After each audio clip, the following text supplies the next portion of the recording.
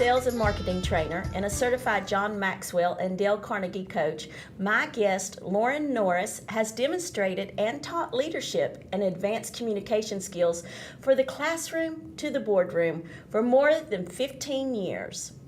But just as importantly, Loren is a male survivor of child sex abuse who suffered an addiction to pornography in the past as a lingering result of early on child abuse.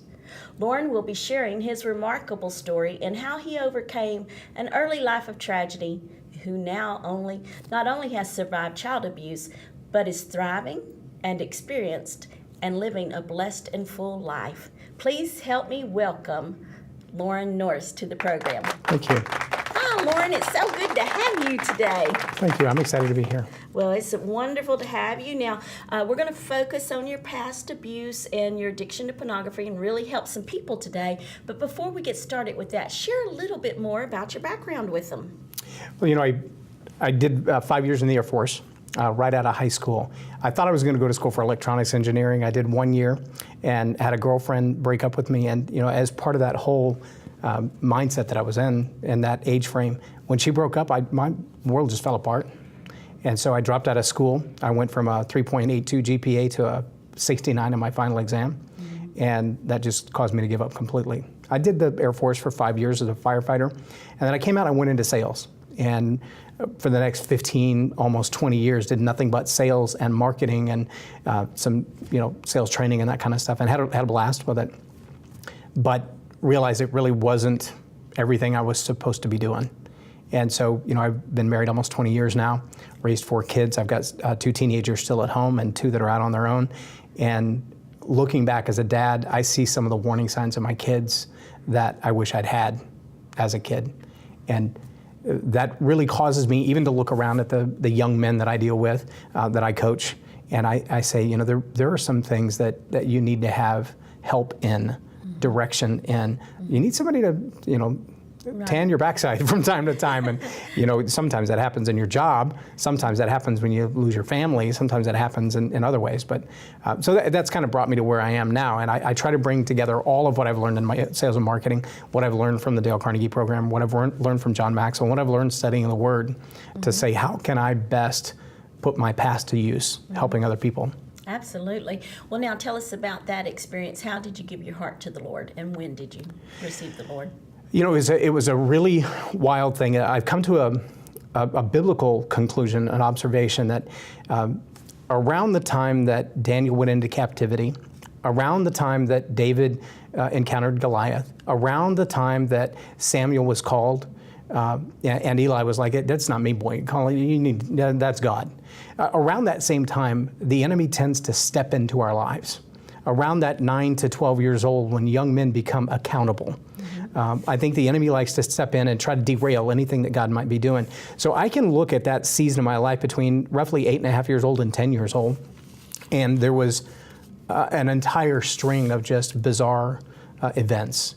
My stepdad was an abusive guy, and we used to sneak down the alley to go to church right behind there where my grandparents went to church, Madison Avenue Baptist Church in Enid, Oklahoma.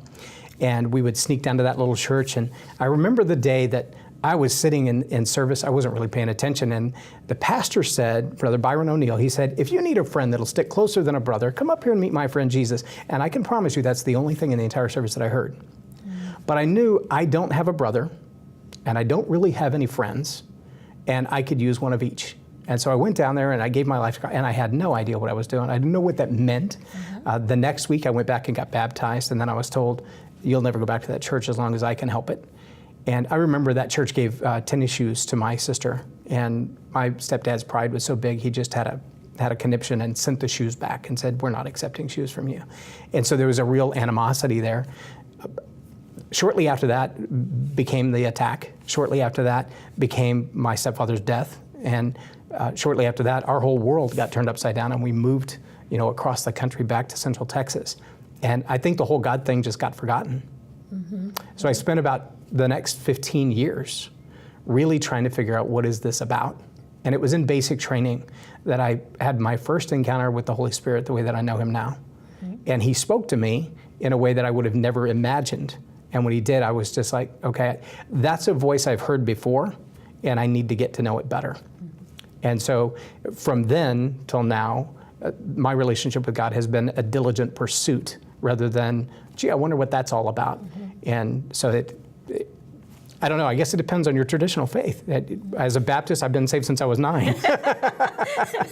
Some people would say, no, you just had a real conversion in your 20s. So. But your personal relationship started then, and that's wonderful, and that's why it's so important for the children to receive an experience with the Lord while they're young, because they can't take themselves to church. An adult has to take them, a family member or a friend or a church bus. We used to have church buses. I don't know if they have those much anymore. Not many, yeah. And it's so important to reach our youth, and because just like you went through such horrible things in life, but yet that seed was planted, and then it grew into fruit later on in life, and it stayed there, though, with you. The Lord stayed with you to bring you on further in that. So, well, Loren, I just wanted to say thank you so much for coming to share your story about being sexually victimized as a child.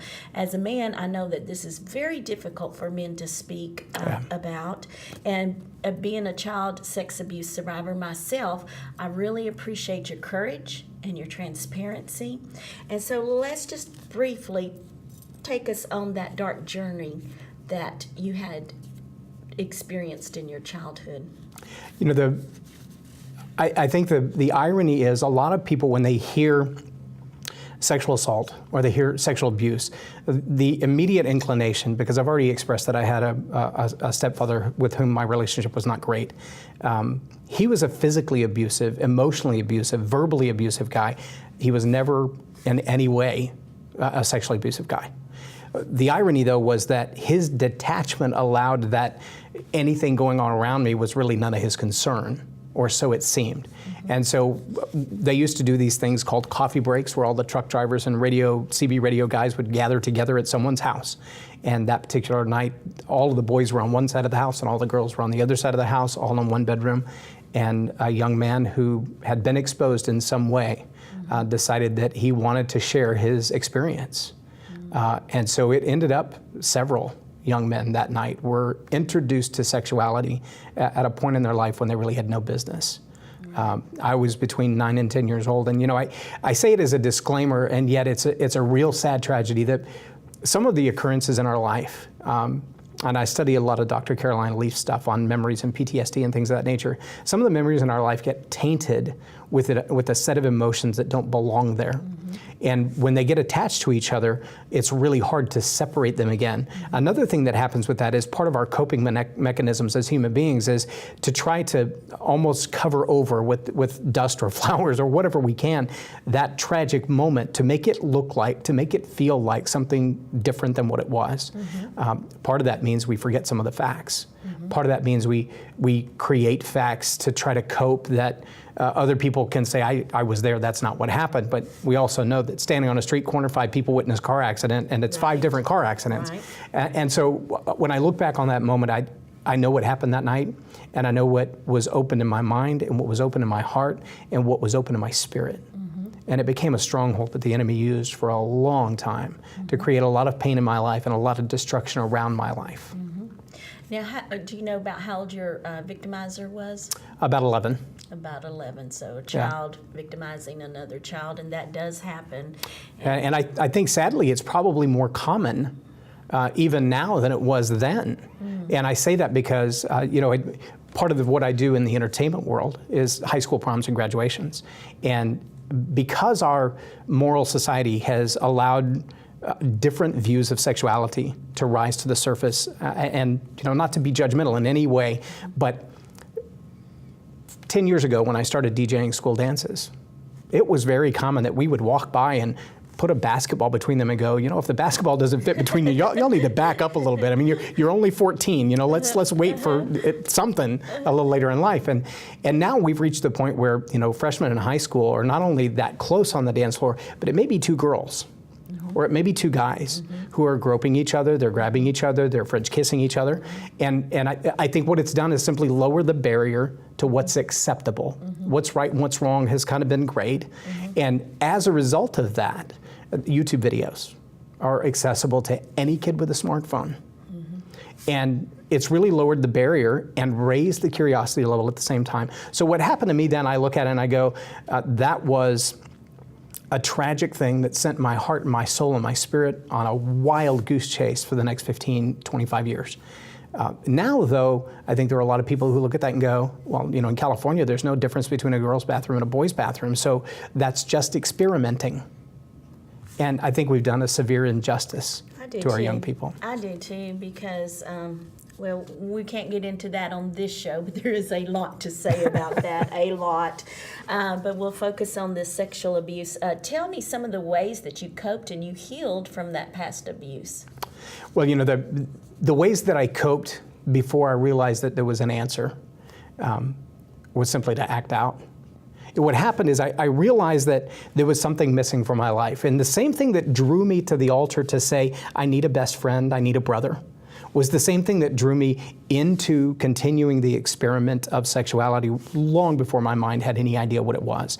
And by that I mean, it created a bond that no one else had. There was something private, there was something intimate, there was something expressive. And so acting out was, you know, selective, willing partners. Some girls, some boys, some older, some younger. And that pattern went on for a while. Now I look back as a grown man and as a father, and I realize the unbelievable, painful destruction that was just like a ripple in a pond that went out from that. In the research that I've done, it is not only uncommon, it's not only not uncommon, it is very common that an abuse victim becomes an abuser. I think a lot of people, if they said what happened to me was experimentation, then what happened in my life would be classified experimentation as well. All as a minor, all as a kid, I had no idea, absolutely no idea. All I knew was that fix to have a deep relationship, that need for somebody who exclusively was with me, was being filled. And it became a very tragic path. Right, led to destructive behaviors and destruction and depression, I'm sure, and all kinds of depression. And I think it was in my 20s, to answer your question more directly, I think it was in my 20s that I began to realize I would look in the mirror and I would see me, and I'd rather put a bullet in that guy's head than to see that guy another day. And that went on until my wife sat down with me and said, you've got to stop doing that. You've got to stop seeing you like that. And I've heard the words of God say to me, you hate you more than you love the people I've called you to serve. And that will always stop you from doing what I've called you to. And that encouragement that my wife says, I've forgiven you. I know, and I've forgiven you. And God says the same thing. I know all the details, and I've forgiven you. Allows me each day to look in the mirror and go, I still don't like me. I still don't like what I've done. I still can't tolerate that, but there's a reason for me to go on. Now, are you saying you feel that way today? Or that's in your past? In the past, yeah. In your past. When I looked in the mirror for so many years, there was nothing but self-hatred. There was nothing redeeming in my life. But now I have two boys who early in their life encountered the same thing at the hand of another little boy down the street. And within days, I recognized all those signs and I went, I know what that looks like. I know exactly what that is. It was like a giant flag waving in the wind to me going, hello, you've seen this before. And I was able to step in and we intervened and, you know, got the boys help. We had the counseling and of course, you know, that door's been open. The curiosity is there. So their smartphones are you know, dangerous toys that we have to keep a close eye on and all those kinds of things. But I really feel for, especially like a single mom who doesn't have any idea what those warning signs are or what it looks like or, for heaven's sake, what to say. And so everyone should be equipped with that knowledge because no one should think that they're exempt from this type of tragedy in their lives. Because as I've gone out and speaking, and I'm sure as you've gone out speaking, I'd say over half the women, and that's just the ones who want to come forward and say. That are brave enough, You know, that are brave enough to say. And even men are not even as brave as that to come forward, and we have so many men. But you bring up a good point because you recognize the signs in your boys. So for boys in particular, what should parents look for to suspect that maybe abuse is occurring? You know, we always joke as parents, especially of toddlers, when it's quiet, be concerned. And you know that boys by their very nature are precocious. They're investigative. They want to take things apart and tear things up and try to put them back together, and half the time that doesn't work. But when two little boys between that 7 and 10 or 12 years old range abandon the norms, they don't want to play outside, they don't want to play video games, they want to be just the two of them, not in a crowd. Little boys generally play in crowds. You know, little girls until they're in their 50s go to the bathroom in herds. Little boys don't do that. When they do, that's a concern. Okay. Little boys generally are loud and precocious, and they're out in the open and they're digging in the dirt, or they're playing video games, or they're taking something apart. When they get alone and they get quiet, that's a concern. Okay. Now, obviously, you're going to have those that are just naturally quiet kids. And I'm not a therapist, so I'm not going to give any psychological advice in that. But I will say, you know, look for their nature. And in the same way that we would warn a parent with teens, if they're not behaving the way you would expect them to, the way that they normally would, then you might be looking for drugs, or be concerned about their peers, or be concerned about something else that's causing depression or something. But generally speaking, they're going to have some significant behavioral differences, a deeper bond with that individual, a fear of being away from that individual for too long because there is such a bond. They're going to have tendencies that don't look like their norm.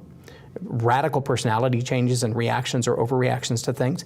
And you know, I was talking to someone just the other day whose grown son, adult son, is dealing with alcoholism after 35 years of hiding the secret. Wow, he kept it hidden that long. Kept it hidden that long. Wow. It cost him his marriage. He's had a hard time keeping gainful employment, and just dealing with his own self-esteem and his own self-hatred in that whole process, I'm sure has had a huge detrimental toll. But grown parents of grown children who are just now becoming aware of it. And that really is a challenge, because it means they're not getting the help that they need. They're not getting the focus. And unfortunately, the shame that goes along with being a victim is multiplied exponentially by becoming someone who acts out in that and sees themselves as a perpetrator. And so that shame becomes, you know, life-threatening in some instances, and can destroy long ways down the road.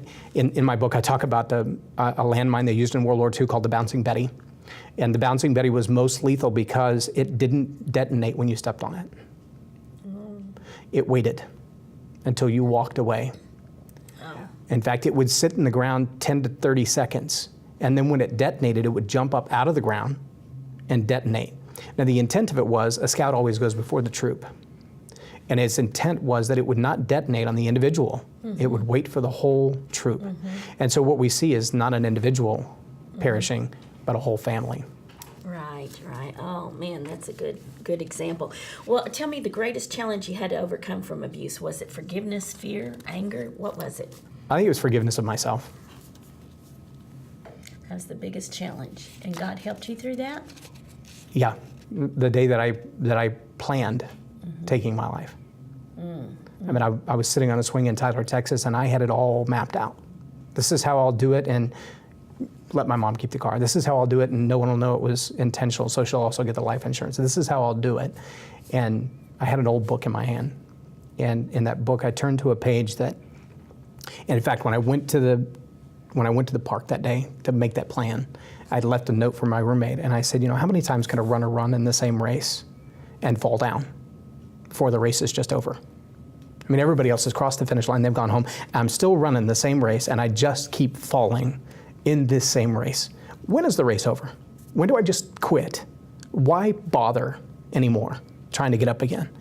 And so as I sat there on the swing and I opened this book, the Screw Tape Letters, it was the uncle and his nephew, the little demons talking, and he said, you've got to understand this God of theirs is not like the father who looks at him and says, shame on you that you fell.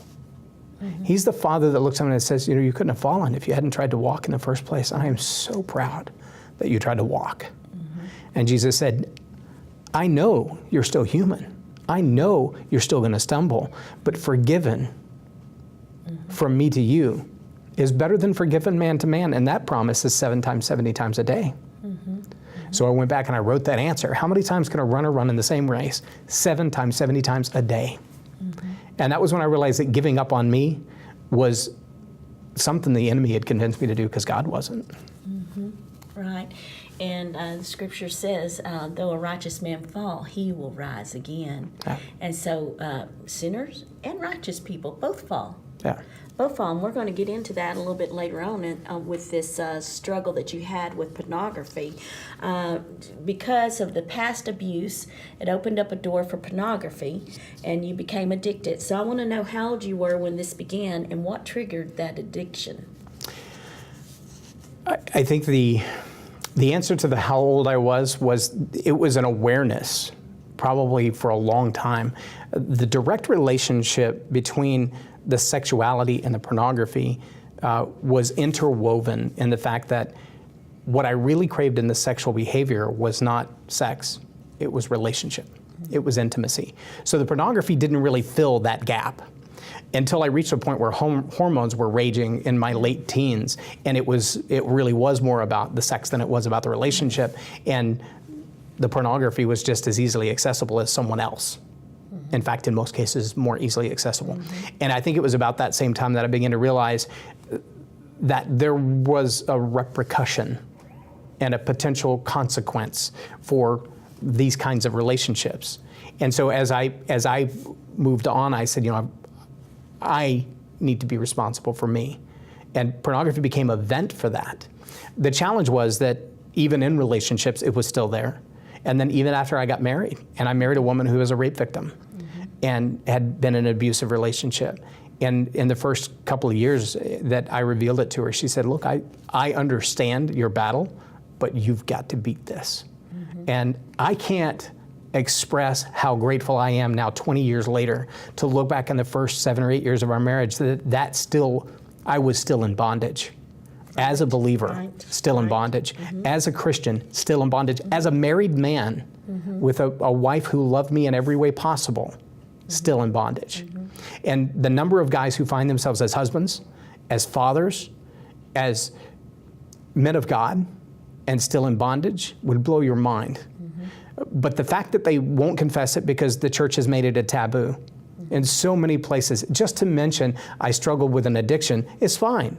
I still smoke. It would be acceptable in many churches. I still drink too much. It is acceptable. There's counseling for that. They'll meet you at the altar and pray with you. But mention that you still wrestle with porn addiction, and it's the plague.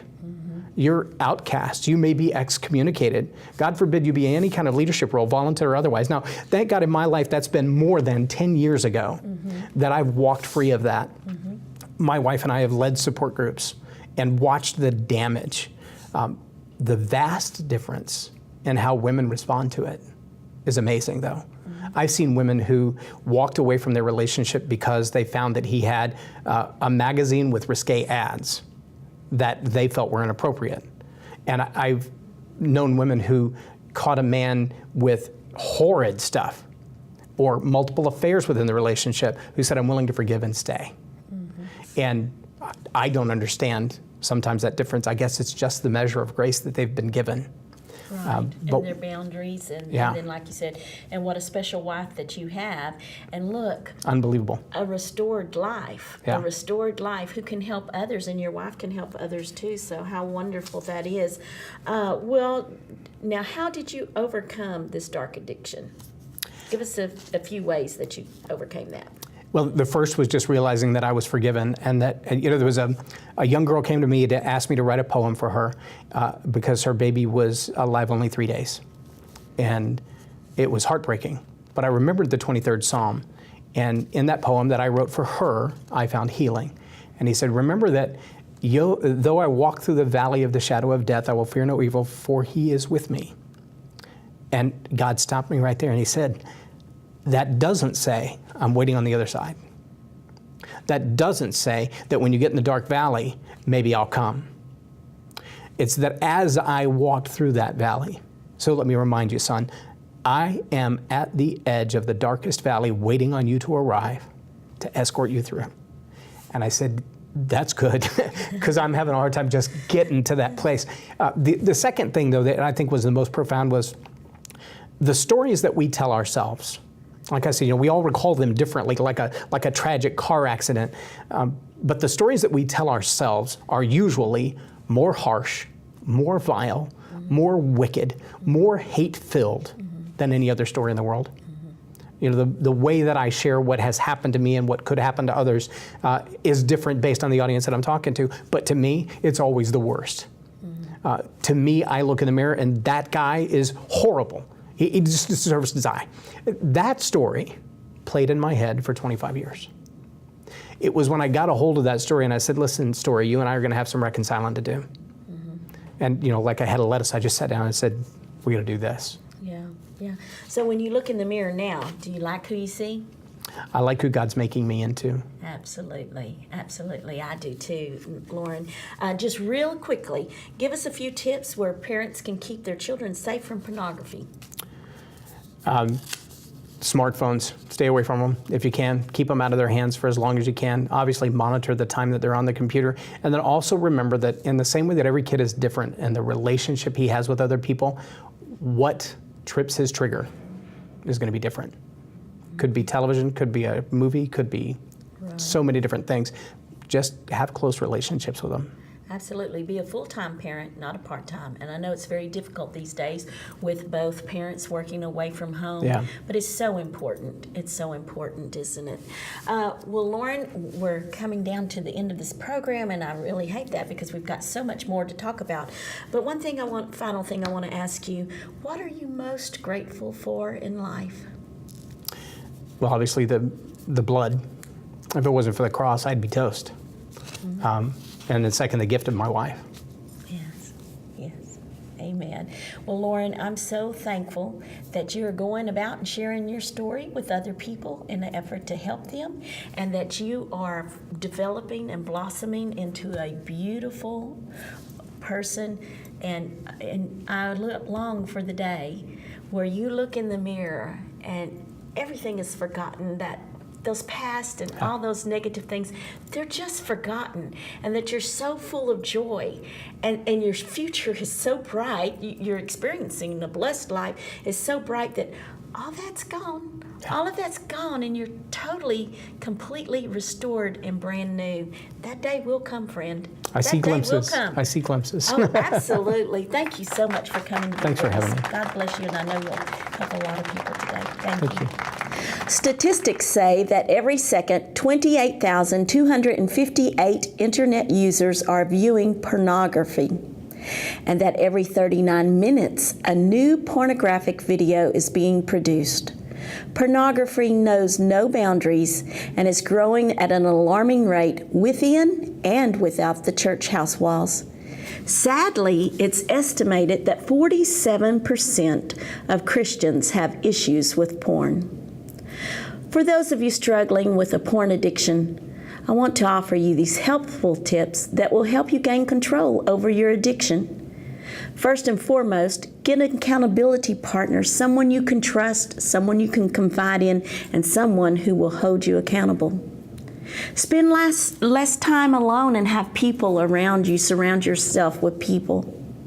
Change your routines. If you're used to going in and looking at the internet late at night, change that. Do it during the day when your family's around you. It's also important to identify your triggers that tempt you to look at porn. But most importantly, seek out faith-based support groups and professional counseling. You're not alone. There is hope for you. Pray and ask God for strength to overcome your addiction. Fill your mind with God's Word and drive out the darkness of addiction with the light of God's presence and Holy Word. If you've fallen prey to pornography, be encouraged. God has His hand outstretched to help you up out of this destructive pit. In Psalms chapter 136 and verse 12, God shares that He'll bring you out with a strong hand and that His mercy lasts forever. Can you be forgiven of pornography, the sin of pornography? Of course, absolutely. And in Exodus chapter 13 and verse 3, we see where God brings people who are in bondage out by His strong hand.